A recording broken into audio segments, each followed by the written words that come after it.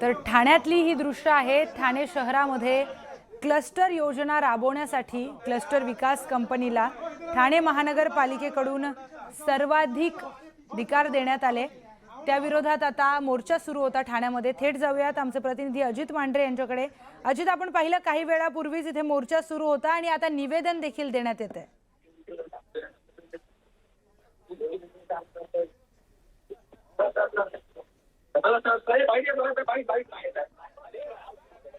अजित, माझा आवाज येतोय?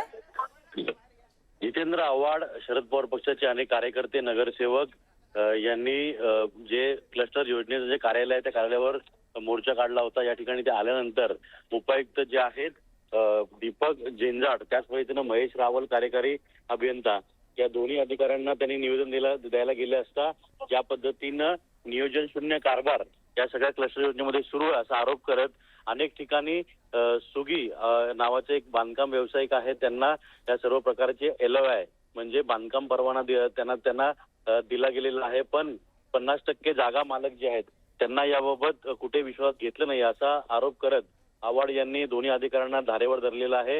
या सगळ्या योजनेमध्ये जाणीवपूर्वक लोकांना जे आहे तो त्रास दिला जातोय। ज्यांची जागा आहे त्यांनाच बांधकाम रक्कम जी आहे ती बिल्डरला द्यावी लागणार, अशा पद्धतीच्या सगळ्या त्या ठिकाणी नियम जे अटी जे आहेत त्या ठेवण्यात आलेल्या आहेत। आणि याच पार्श्वभूमीवरती हा मोर्चा जो आहे तो काढण्यात आला होता असा आव्हाड यांचं म्हणणं आहे। आणि त्या दृष्टीनं त्यांनी अधिकाऱ्यांची चर्चा केली।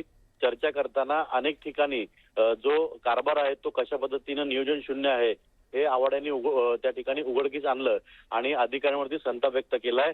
मुळात क्लस्टर योजना ही लोकांच्या चांगल्यासाठी आहे का काही निवडक लोकांच्या चांगल्यासाठी असा प्रश्न या ठिकाणी आव्हाड यांनी उपस्थित केलाय। निश्चितच अजित, धन्यवाद दिलेल्या माहितीसाठी। तर ठाण्यामध्ये पवारांच्या राष्ट्रवादीकडून मोर्चा काढण्यात आला। हे क्लस्टर नावाचं भूत जे सैराट सुटलेलं आहे ते मुंबईमध्ये धुमाकूळ घालतायत, ते ठाण्यामध्येही धुमाकूळ घालतायत, ते म्हाडामध्येही धुमाकूळ घालतायत, SRA मध्येही धुमाकूळ घालतायत।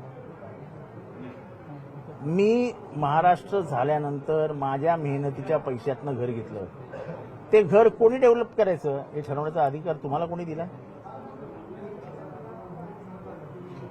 ही मुंबईतली कथा, आता ठाण्यातली कथा हे सांगते।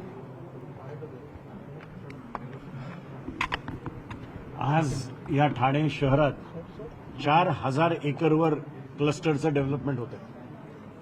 आज या ठाणे शहरात 30 MLD पाणी आपण रोजच्या शॉर्टेज आहे। रेनी सीझनमध्ये टँकरचं पाणी चालू आहे।